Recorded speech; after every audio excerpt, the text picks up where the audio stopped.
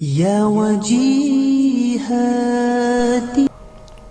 اعوذ باللہ من الشیطان الرجیم بسم اللہ الرحمن الرحیم الحمد للہ رب العالمین والعاقبۃ للمتقین والصلاة والسلام علی سید الانبیاء والمرسلین وعلی آلہ واصحابہ اجمعین۔ تمام تعریفیں اس وحدہ لا شریک ذات کے لیے ہیں جس تمام کائنات کا خالق، مالک اور رازق ہے۔ اللہ تبارک و تعالیٰ کا بے پناہ کرم ہے کہ اس نے یہ عظیم ماہ مقدس ہمیں عطا کیا ہے۔ لاکھوں کروڑوں لاتعداد درود و سلام نبی مکرم، رسول محتشم، اللہ کے پیارے، امت کے سہارے، رب کے محبوب، دانۂ غیوب، مالک رقاب امم، فخر عرب و عجم، احمد مجتبیٰ حضرت محمد مصطفیٰ صلی اللہ علیہ وسلم کی ذات مقدسہ پر کہ جن کے وسیلہ جلیلہ سے اللہ نے ہمیں یہ رمضان مبارک کی بابرکت سعادتیں، رحمتیں اور برکتیں عطا کی ہیں۔ پروگرام بہار سلطانیہ رمضان ٹرانسمیشن میں ہم آپ کی خدمت میں حاضر ہیں ایک نئے موضوع کے ساتھ اور جید عالم دین کے ساتھ۔ آج کا ہمارا موضوع محاسبہ نفس ہے، کیونکہ محاسبہ نفس کے علاوہ اللہ کا قرب مشکل ہے۔ اللہ تبارک و تعالیٰ کی محبت اگر سینے میں، آپ کے سینے میں ہے تو آپ کو محاسبہ نفس کرنا ہوگا۔ تو محاسبہ نفس کی اہمیت کیا ہے، اس کے بارے میں قرآن میں کیا حکم ہے، قرآن میں کس انداز سے بیان کیا گیا، حدیث مبارکہ کے اندر تاجدار کائنات صلی اللہ علیہ وسلم نے محاسبہ نفس کے حوالے سے کیا فرمایا، اور اس بارے میں اہل اللہ کی ہمارے لیے کیا تعلیمات ہیں، ان تمام باتوں پر تفصیلاً گفتگو ہوگی۔ آج ہمارے پروگرام میں تشریف لائے عالم نبیل، فاضل جلیل، فاضل جامع نعمیہ لاہور پاکستان، حضرت علامہ مولانا محمد اشفاق نقشبندی صاحب۔ میں محترم و محتشم علامہ اشفاق نقشبندی صاحب کو جناب اپنے پروگرام میں خوش آمدید کہتا ہوں، اور بغیر کسی لمبی تمہید کے علامہ صاحب اپنے موضوع کی طرف بڑھتے ہیں۔ اور سامعین ناظرین کے سامنے میں آپ سے محاسبہ نفس کی اہمیت کے بارے میں پوچھنا چاہتا ہوں کہ قرآن و حدیث میں محاسبہ نفس کو کس انداز سے بیان کیا گیا۔ بسم اللہ الرحمن الرحیم، رب اشرح لی صدری ویسر لی امری واحلل عقدۃ من لسانی یفقہوا قولی۔ الحمدللہ وکفی وسلام علی عبادہ الذین اصطفی وعلی آلہ المجتبی واصحابہ الکرماء وسلم علیہم وعلینا تسلیما کثیرا کثیرا۔ اشہد ان لا الہ الا اللہ وحدہ لا شریک لہ واشہد ان سیدنا و مولانا محمد عبدہ ورسولہ، اما بعد، قال اللہ تبارک و تعالی فی کلامہ المجید وَلْتَنْظُرْ نَفْسٌ مَا قَدَّمَتْ لِغَدٍ، وقال النبی صلی اللہ علیہ وسلم الکیس من دان نفس وعمل لما بعد الموت۔ اللہ تعالیٰ کی حمد و ثنا حضور تاجدار کائنات احمد مجتبیٰ حامی بے کساں سرور دو جہاں جناب محمد مصطفیٰ صلی اللہ علیہ وآلہ وسلم کی جناب میں ہدیہ عقیدت و محبت کے پھول نچھاور کرنے کے بعد، محتشم مقتدر سامعین و ناظرین، السلام علیکم ورحمۃ اللہ تعالیٰ وبرکاتہ۔ گفتگو کے آغاز سے قبل میں برادر محترم علامہ اشتیاق صاحب کا شکریہ ادا کروں گا کہ جو ذریعہ بنے اپنے ناظرین کے ساتھ چند باتیں شیئر کرنے کے لیے۔ اللہ تعالیٰ آپ کی اس کاوش کو قبول فرمائے اور دین متین کی خدمت کرنے کی ہم سب کو ہمت اور توفیق نصیب فرمائے۔ جیسا کہ آپ نے سوال کیا کہ محاسبہ نفس کی اہمیت قرآن و سنت میں کیا ہے، قرآن مجید فرقان حمید سے پارہ نمبر 28 سورہ مبارکہ سورہ حشر اور آیت نمبر 18 کا ایک حصہ میں نے آپ کے سامنے تلاوت کیا۔ ارشاد ہوتا ہے وَلْتَنْظُرْ نَفْسٌ مَا قَدَّمَتْ لِغَدٍ، چاہیے کہ ہر شخص، ہر جان غور کرے ما قدمت لغد، اس نے کل کے لیے کیا عمل کیا، کل کے لیے کیا پیش کیا۔ محاسبہ نفس کیا ہے؟ اور اس کی اہمیت کیا ہے؟ جی محاسبہ نفس آسان الفاظ میں یوں سمجھیے کہ انسان اپنی ذات میں غور کرتا رہے، اپنی کوتاہیوں کی طرف متوجہ رہے اور ان کو دور کرتا رہے. جی اور جس شخص کو یہ حاصل ہو جائے وہ خوش نصیب ہے، اور بڑی مشکل سے یہ حاصل ہوتا ہے. وہ ہے نا برے بندے نو میں لبن ٹریا، برا بندہ لبا نہ کائی، جد میں چاہتی اندر پائی میں تو برا نہ کائی. کہ انسان جب اپنے اندر جھانکنا شروع کر دیتا ہے اور اپنی کوتاہیوں کی طرف متوجہ ہو جاتا ہے تو اس وقت اسے معرفت خداوندی نصیب ہو جاتی ہے. غور کیجئے گا، ہمارے معاشرے میں المیہ یہ ہے کہ ایک تو یہ نا کہ میں اپنے کوتاہیوں کی طرف متوجہ ہو جاؤں، اپنی جو غلط باتیں ہیں ان کی طرف توجہ کروں، ان کو دور کروں. یہ تو ذرا مشکل بات ہے نا. ہمارے اندر یہ بات رچ بس چکی ہے کہ اگر بالفرض آپ مجھے میری کسی کوتاہی پر متنبع کریں گے، ہو سکتا ہے میں آپ کو کہوں یہ حاسد ہیں، مجھ سے حسد کرتے ہیں وغیرہ وغیرہ. اللہ ماشاءاللہ اچھے لوگ بہت سارے موجود ہوتے ہیں. کتنے لوگوں کو ہم نے خود دیکھا کہ وہ بڑے سے بڑے سٹیج پر پہنچ کر بھی اپنی کوتاہیوں کی طرف متوجہ رہتے ہیں. بہرحال جتنے بھی لوگ یہ سن رہے ہیں میں انہیں یہ پیغام دوں گا کہ وہ اپنی ذات میں ضرور جھانکا کریں اور اپنے آپ کو ہر وقت آئینے کے سامنے رکھیں کہ ہر اٹھنے والا قدم ہمارا کیا شریعت کے مطابق ہے. اگر شریعت کے خلاف ہے تو اپنی اولاد تک کو بھی یہ اجازت دے رکھنی چاہیے کہ ہمیں بتایا کرو کہ اس مقام پر ہم شریعت سے ہٹ رہے ہیں تاکہ ہم واپس آ سکیں. ایسے ہی قرآن میں جو فرمایا اس کے ساتھ حدیث مبارکہ آقا علیہ السلام نے فرمایا القیس من دان نفسہ وعمل لما بعد الموت. فرمایا کہ دانا کون ہے؟ ہمارے ہاں تو دانا اسے سمجھا جاتا ہے جو مکر و ریا کا پیکر ہو. اس پر کسی نے شعر بھی کہا نا، جہاں مکر و ریا کا عقل مندی نام رکھا ہے، جہاں جور و جفا کا سربلندی نام رکھا ہے.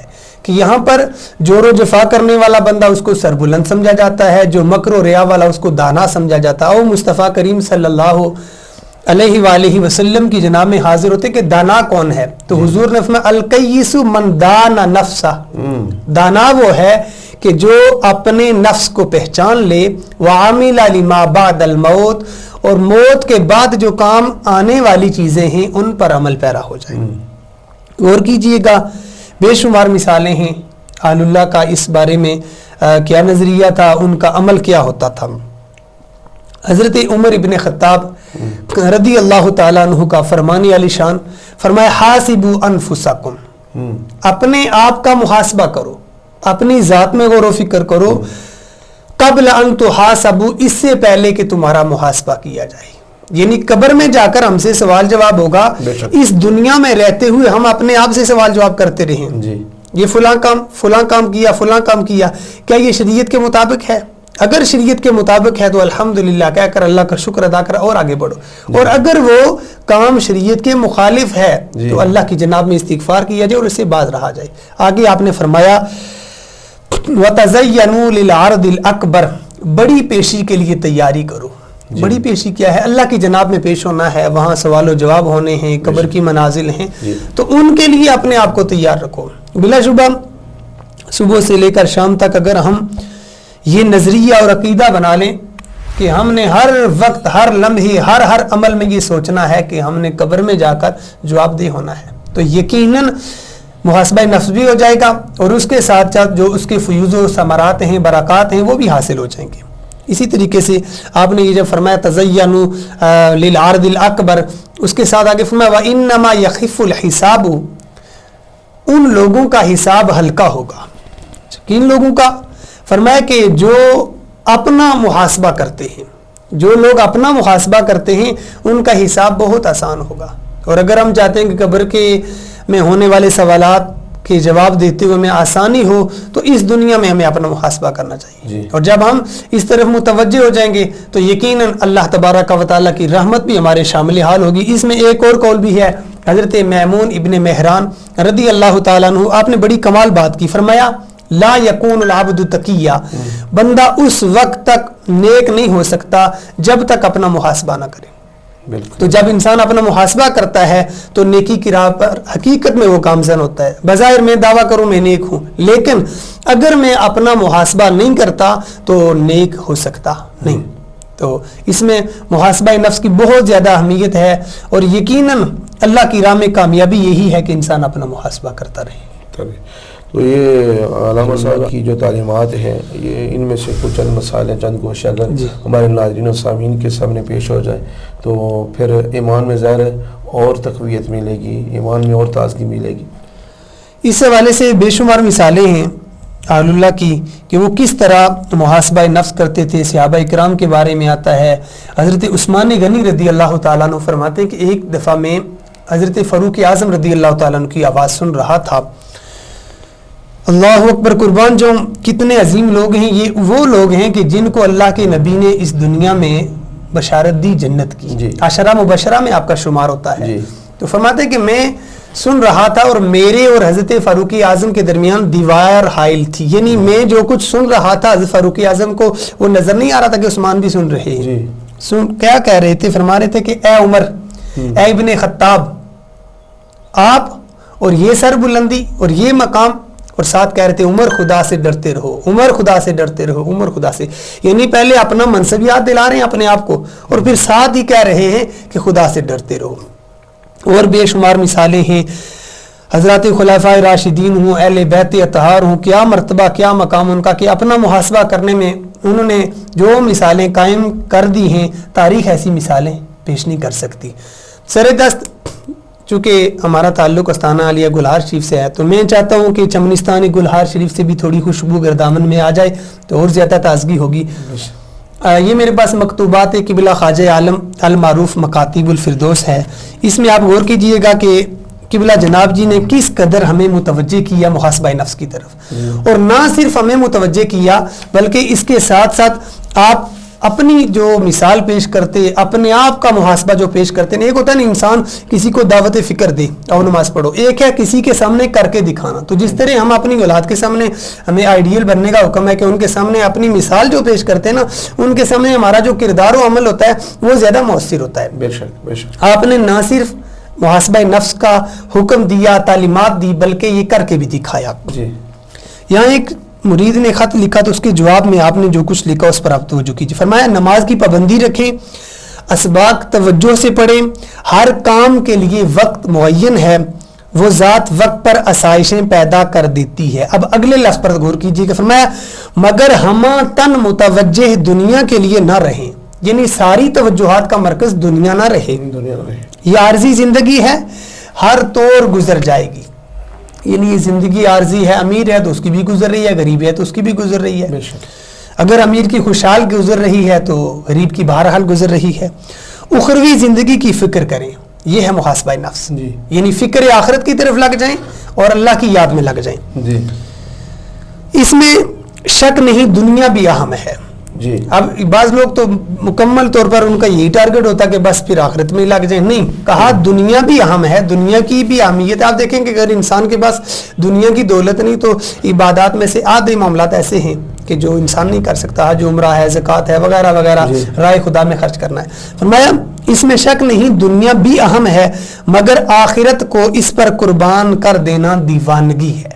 یعنی دنیا اہم ہے مگر اتنی بھی اہم نہیں جتنی بنا لی جاتی ہے. یعنی اگر بندہ انسان دنیا کے اندر مکمل طور پر یکسوئی کے ساتھ دنیا میں لگ جاتا, آخرت کو بھول جاتا, تو کہا یہ بھی نادانی اور دیوانگی. جی بالکل صحیح.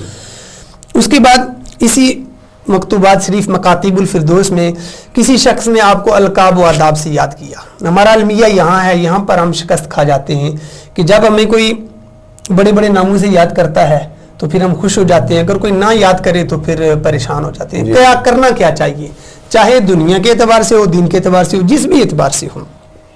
جب جناب جی کو قبلہ حضرت جی رحمۃ اللہ تعالیٰ علیہ کو کسی نے القاب و آداب سے یاد کیا تو آپ کا فرمان سنیے. فرمایا آپ جانتے ہیں کہ یہ بندہ عاجز خود اپنے انجام کے بارے میں فکر مند ہے. اب غور کیجئے گا, یہ کوئی عام بندہ نہیں کہہ رہا, کسی بے نمازی کی بات نہیں کر رہا, کوئی بے عمل شخص نہیں, الحمدللہ جن کا ہر عمل ہمارے لیے مشعل راہ ہے. بالکل بالکل ایسے. نماز پنجگانہ باجماعت اور اس کے علاوہ نوافل کی پابندی اور اسباق, جتنی بھی چیزیں ہیں, جو چیزیں اللہ سے ملانے والی ہیں, الحمدللہ ہر چیز پر آپ کا عمل ہے. بالکل. اتنا کچھ کرنے کے بعد یہ کہنا کہ یہ بندہ عاجز اپنے انجام کے بارے میں فکر مند ہے, یہ کمال کی بات ہے. اور یہی تو محاسبہ نفس ہے. اور روز و شب اسی فکر میں رہتا ہے کہ انجام بخیر ہو، یعنی خاتمہ بالایمان ہو جائے. انجام بخیر کا مطلب یہ ہے کہ خاتمہ ایمان کے ساتھ ہو جائے. اور سنگیوں سے بھی یہی خواہش کرتا ہے، یعنی آپ سے بھی یہی خواہش ہے کہ آپ بھی ہمارے لیے دعا کریں جی کہ وہ بندہ کہ انجام بخیر کے لیے دعا کریں. آپ کی محبت اور عقیدت پر شک نہیں. جس نے یہ القاب و آداب سے یاد کیا نا، اگلا جملہ بول کر اس کا دل رکھنے کے لیے اگلا جملہ بول دیا کہ یہ نہیں کہ ہمارا مطلب کہ آپ ہم سے کوئی معاذ اللہ اس طرح کی بات کرنا چاہتے ہیں، بلکہ آپ کی عقیدت پر ہمیں شک نہیں. اب وہ پریشان ہو سکتا تھا نا، بعض اوقات انسان ڈسارڈ ہو جاتا ہے، دیکھو جی ہم نے اپنے خلوص کا اظہار کیا اور ہمارے خلوص کو ٹھکرایا گیا. نہیں، فرمایا آپ کی محبت اور عقیدت پر شک نہیں. بعض الفاظ اور القابات اگرچہ عقیدت و خلوص سے ہی لکھے جائیں مگر مخاطب پر منفی اثرات مرتب کرتے ہیں. اللہ یعنی جس شخص کو آپ خطاب کر رہے ہیں، جس کو القابات دے رہے ہیں، بعض اوقات اس کی ذات میں منفی اثر مرتب ہو جاتا ہے. کیسے؟ انسان جب اپنی ذات میں گمنڈ میں آ جاتا ہے، غرور و تکبر میں آ جاتا ہے، تو یہ سب نے فرمایا پڑھنے ہوتے مان نہ کری تے نہ اکھی میں پڑیا او جبار کہار صداوے مت روڑ دوے دودھ کڑیا. کہ انسان جب اپنی ذات میں گمنڈ میں آ جاتا ہے اور تکبر میں آ جاتا ہے تو پھر ساری کی ساری چیزیں وہ تباہ ہو جاتی ہیں. حدیث پاک بھی ہے من تواضع للہ رفعہ اللہ، جو اللہ کے لیے عاجزی کرتا ہے اللہ اسے بلند کر لیتا ہے. لیکن اگر انسان غرور و تکبر میں آ جائے تو اس کا پھر نقصان بھی بہت زیادہ ہوتا ہے. اس کے علاوہ بھی بے شمار مثالیں ہیں کہ جن کے اندر آپ نے جو تعلیمات دی، یہاں تک کہ آپ نے آپ کو کہا کہ میں جس طرح ایک پرندہ ہوتا ہے نا، پرندہ جس کے بھی پر نہیں ہوئے، وہ لوت کی لوت ہوتا ہے، نام کا پرندہ لیکن اڑنے کا قابل نہیں ہے. تو اپنے آپ کو ایسی چیزوں کے ساتھ تشبیہ دے کر محاسبہ نفس کی بے شمار مثالیں آپ نے قائم دی اور ہمیں یہ فکر دی کہ تمہارے پاس علم و حکمت آ جائے، دانائی آ جائے، عبادات کے اعتبار سے، ریاضت کے اعتبار سے جتنا بھی قرب خدا بندی ہو جائے، اس کے باوجود محاسبہ نفس کا دامن تم نے نہیں چھوڑنا. جب محاسبہ نفس کو اپنے دامن گیر رہو گے ہمتن تو پھر تم کامیاب ہو جاؤ گے. ایک روایت ہے کنز العمال شریف کی کہ ایک لمحے کے لیے آخرت کی فکر میں لگ جانا یہ 60 سالہ عبادت سے بہتر ہے. تو اس لیے محاسبہ نفس کی بہت زیادہ اہمیت ہے اس ماہ مبارک میں، جہاں بے شمار باتیں ہم نے سیکھنی ہیں اور اپنی زندگی میں انقلاب لانا ہے. اس میں ایک بات یہ بھی غور رکھیں کہ اپنے عمل کرنے کے بعد پھر اپنے جو برے اعمال ہیں ان کی طرف متوجہ ہو جائیں، اپنے اچھے اعمال کرنے کے بعد ان کو اللہ کے حوالے کر دیں. جس طرح نا نیکی کریں تو جو نیکی کرنے والا ہے وہ بھول جائے، جس پر نیکی ہوئی ہے وہ یاد رکھے. عمل کے اعتبار سے بھی اچھے اعمال کو کر کے ان کو آپ ذرا سائڈ پہ رکھ دیں، ان کو ہر جگہ سامنے لانے کی ضرورت نہیں ہے. لائیں گے تو ہو سکتا ہے تکبر آ جائے. تو اپنے برے اعمال اور اپنی فکر آخرت میں رہنا یہی محاسبہ نفس ہے. ماشاءاللہ ماشاءاللہ سبحان اللہ.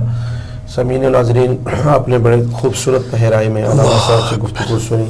اللہ کی بارگاہ میں دعا کرتے ہیں کہ اللہ ہم سب کو ان تمام باتوں پر عمل کی توفیق عطا فرمائے.